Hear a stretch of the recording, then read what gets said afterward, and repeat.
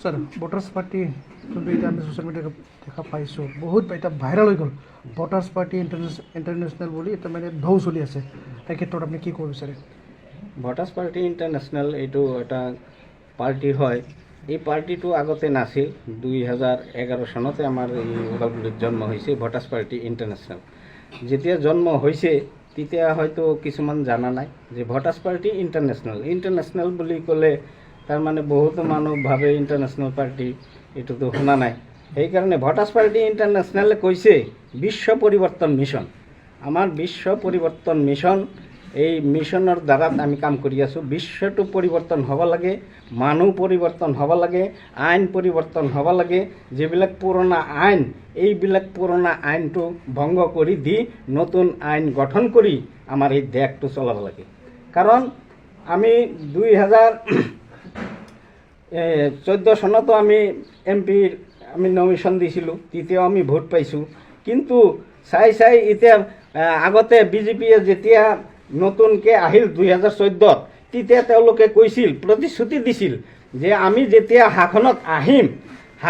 আহিলে প্ৰধানমন্ত্ৰীজনেই কৈছিল যে আমি বিদেশৰ পৰা কলা ধন আনি পেলাই সকলোক ভগাই 15 লাখ টকা দিম 15 পইচা আজি পৰ্যন্ত দিয়া নাই এখন ভাৰতৰ যদি প্ৰধানমন্ত্ৰী মিছাবাদী হৈ যায় তেতিয়াহ'লে দেশখন কেনেকৈ চলিব সেইকাৰণে প্ৰধানমন্ত্ৰী হ'বলগীয়া তাৰ মানে একজনে আছে বিশ্বআত্মা ভৰত গান্ধী তেওঁ যেতিয়া এই পৃথিৱীখন চলাব বিশ্বখন চলাব তেতিয়াহে নতুন হ'ব আৰু তাৰ বাহিৰে কোনো নতুন কৰিবৰ তেওঁলোকৰ পদ্ধতিয়ে নাই ঠিক এনেকৈ স্যাৰ আমি দেখা পাইছোঁ আপোনালোকৰ যোনটো দাবী এটা আছে বাৰুকান্দি কৈছিলে এজন মানুহে 8,000 টকাটো পাব লাগে বুলি কৈছিলে কিন্তু মানুহবিলাক কৈ আছে ক'ৰ পৰা পাব এইখিনি পইচা কোনে দিব আচ্ছা এইটো তাৰমানে বৰ্তমান 8,000 টকাটো ক'ৰ পৰা পাব এইটো কৈছে কিন্তু এটা আগতে এইটো অন্ধবিশ্বাস আছিল নহয় এতিয়াও আপোনাৰ নামত মোৰ নামত তেখেতৰ নামত এতিয়া 17,000 প্ৰত্যেক মাহে 17,000 কোটি টকা ছপা কৰি ওলাই আছে তেওঁলোকে বছৰে একবাৰ ওলায় মাহতে 17,000 তেতিয়াহ'লে 12 মাহতে কিমান হ'ব এটা মানুহৰ হিচাপ কৰি চাওক এইটো অংক কৰি চাওক এই পইচাটো তেওঁলোকে ক'ত খৰচ কৰিলে মোৰ 17,000 টকা মোৰ নামত যে তেওঁলোকে ওলাই তেওঁলোকে ক'ত খৰচ কৰিলে এইটোৰ হিচাপ আমাক দিয়া নাই আজি পৰ্যন্ত দিয়া নাই তেওঁলোকে দেশ চলাই আছে তেওঁলোকে ৰাজ্য চলাই আছে কিন্তু ভোটাৰক হিচাপ দিয়া নাই ভোটাৰক যে কেতিয়া লাগে যেতিয়া ইলেকশ্যন আহে ভোট আহে তেতিয়া তেওঁলোকে হাত জোৰ কৰি কয় আমাক এতিয়া বহুমূলীয়া ভোটখিনি তাৰমানে দান কৰি জয়যুক্ত কৰক এনেকৈ বুলি তেওঁলোকে কয় এই 17,000 টকাটোৰ হিচাপ আমাক দিয়ক তেওঁলোকে যে দেশ চলাই আছে 17,000 টকা মোৰ নামত ছপা কৰি ওলাই তেওঁলোকে ক'ত খৰচ কৰিলে আমাক দেখাই দিয়ক যে অতে খৰচ কৰিছোঁ কিন্তু তেওঁলোকে দিব নোৱাৰে আৰু খৰচ দেখাব নোৱাৰে সেইকাৰণে ভোটাৰ্স পাৰ্টি ইণ্টাৰনেশ্যনেলে কেতিয়াও ভাগৰি নাযায় আৰু ভোটাৰ্স পাৰ্টি ইণ্টাৰনেশ্যনেলে 8,500 টকা আদায় কৰি ল'বহে আমি ল'মহে নহ'লে যদি এমান টকা যদি নায়ে বিদেশত চুৰ কৰি নি এমান কোটি আৰব কৰব টকা ক'ত যায় এইবিলাক টকা যদি মোৰ নামতে টকা নাই ভাৰতত যদি টকাই নাই টকা নাথাকিলে এইবিলাক টকা ক'ত যায় এই তেওঁলোকে এইবিলাক ভ্ৰষ্টাচাৰ কৰি আছে এই ভ্ৰষ্টাচাৰ বেছি দিন তেওঁলোকে কৰিব নোৱাৰে তেওঁলোকে যিবিলাক MP MLA আছে তেওঁলোকে দেশ কেনেকৈ চলাব ঘৰে চলাব নোৱাৰে আৰু দেশ কেনেকৈ চলাব দেশটো চলোৱাৰ কাৰণে একজন ইঞ্জিনিয়াৰ লাগিব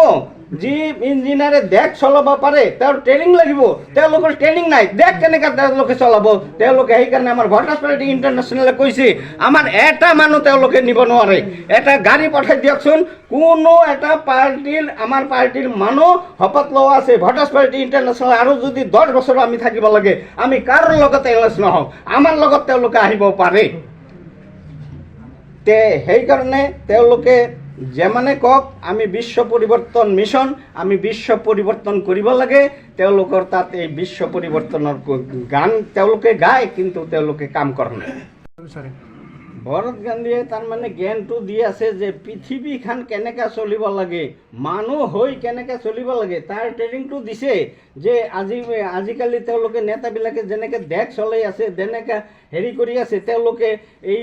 জনতাক মাৰিবলৈ ব্যৱস্থাহে কৰিছে, তেওঁলোকক উদ্ধাৰ কৰাৰ ব্যৱস্থা কৰা নাই। আপোনালোকে জানে, সকলোৱে জানে, যেতিয়া নোটবন্দী হ'ল, নোট যেতিয়া তেওঁলোকে বন্দী কৰিলে, কাৰ পাৰ্মিশ্যন লৈ কৰিলে, ফট কৰি নোট বন্ধ কৰি দিছে। কিছুমান গৰীব মানুহ ফাঁচি লৈ মৰিছে, গাড়ীৰ তলত পৰি মৰিছে না নাই কওক? হা, তেওঁলোকে এইটো এনেকৈ কৰি কৰি তেওঁলোকে আমাৰ নাগৰিকৰ কোনো তাৰমানে সংস্থাপনটো তেওঁলোকে দিয়া নাই আৰু দুৰ্গতিহে টানি আনিছে। সেইকাৰণে ভৰত গান্ধী কৈছে, প্ৰত্যেকক আপুনি দেশৰ যোনটো মূল্যায়ন, যোনটো আয়, এই আয়টো 8,500 টকা প্ৰত্যেক মাহতে যদি সকলোৱে পায়, তেতিয়া জাতি বিৰোধ নাথাকে, মাৰামাৰি কাটাকাটি যুদ্ধ বিগ্ৰহবিলাক চব বন্ধ হ'ব। প্ৰত্যেকে যেতিয়া কাম কৰিবলৈ যদি কোনো ব্যৱস্থা নাই, তেওঁ যদি চৰকাৰৰ পৰা 8,000 টকা পায়, গিৰিয়েক ঘৈণীয়েক দুইজনে 17,000 টকা পাব। তেওঁৰ ল'ৰা ছোৱালী এডমিশ্যন দি পেলাই স্কুলত পঢ়াব পাৰিব। আৰু এতিয়াতো তাৰ কোনো ব্যৱস্থাই নাই, কাম নাই। কাম খাইছে বলডোজাৰে খাইছে, পকলেন খাইছে, এইবিলাক খাই খতম কৰি দিছে। কাম নাই, মেচিনে কাম কৰি আছে। এতিয়া ৰাস্তাৰ কাম কৰিলে আগতে মাথাত কৰি তাৰমানে মাটি কাটি হাজিৰা পাইছিল, কিন্তু এতিয়া ডাঙৰ কোম্পানীয়ে, ফেক্টৰীয়ে এইবিলাক কাম কৰি পইচা লৈ যাই আছে। কিন্তু পইচা লৈ যাই আছে, সেই পইচাৰ পৰা টেক্স আমাক দিব লাগিব 8,500 টকা প্ৰত্যেক মাহে। ভোটাৰ্ছ পাৰ্টিয়ে এইটো কেতিয়াও এৰি নেদেয়। Thank U.